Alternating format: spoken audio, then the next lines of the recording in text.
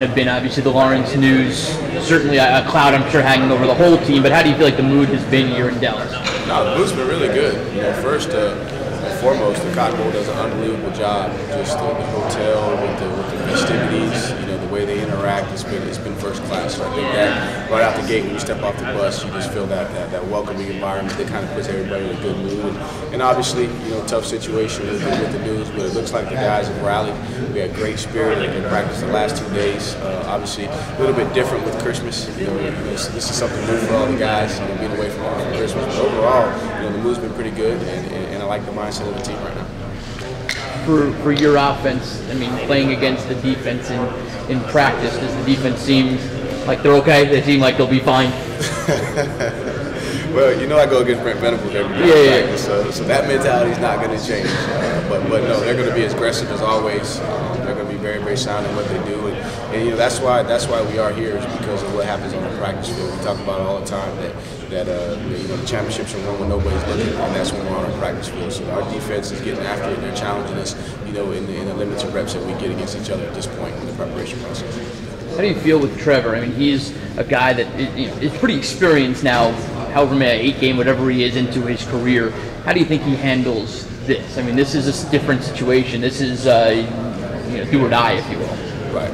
Well, I think he's used to it. You go back and look at his track record in high school. He's won state championships. He's played in NFL stadiums. So he's used to this. And he's a young man that's dreamed about it his whole life. And he hasn't just dreamed about it. He's prepared for it. His whole life. And that's why he's had the success he's had up to this point. So I'm not worried about Trevor at all. I anticipate, just as I said before, that the bigger the stage, I anticipate the better he's going to play. What are some of the biggest challenges that you think that the Notre Dame defense presents to your offense? The biggest challenge is the line of scrimmage. They're very, very deep, very, very experienced, very, very talented on the defensive line. They roll, I've counted about 10 different guys. They keep them fresh. They keep attacking you. Very, very experienced at linebacker. Got a team captain and their will linebacker, and then their secondary is just a bunch of studs. So all 3 levels of the defense is very, very talented, very experienced, and then overall the defensive coordinator does a great job coordinating. So we're going to have to make sure that we try to find some explosive plays. More so than anything, we just got to make sure we take care of the ball and take what's there and try to manufacture some drive. I think I've asked you every year in the playoff, but kid from James Island, pretty humble upbringings, to now be on this stage again. It seems like the stage kind of gets bigger every year. Your role gets more in the spotlight, and now you're at Jerry World. You kind of think about it. You sit back and think about it at all. Try not to. Just focus on what it's got to be here. And Coach Sweeney does a great job of reminding us all the time of what it takes to continue to be successful. Is the same thing it takes to get you here. So just making sure that I stay humble and remember that it's not about me. It's about these young men, and I have a job to do. And my job is to make sure I put them in a position to be successful. And the best way that I can do that is to make sure that I take myself out of the equation and stick to the process that has gotten me to this point. Coach, you guys like to put most of the installation in before you get to the bowl site. You have to be a little careful here, practicing in the stadium with lots of places for people to maybe hide and see what y'all are doing. There's always going to be speculation. You're always going to worry yourself, But at the end of the day, you still got to go execute. And like we play common opponents now for the last 8 years in our offense, and a lot of it's the same.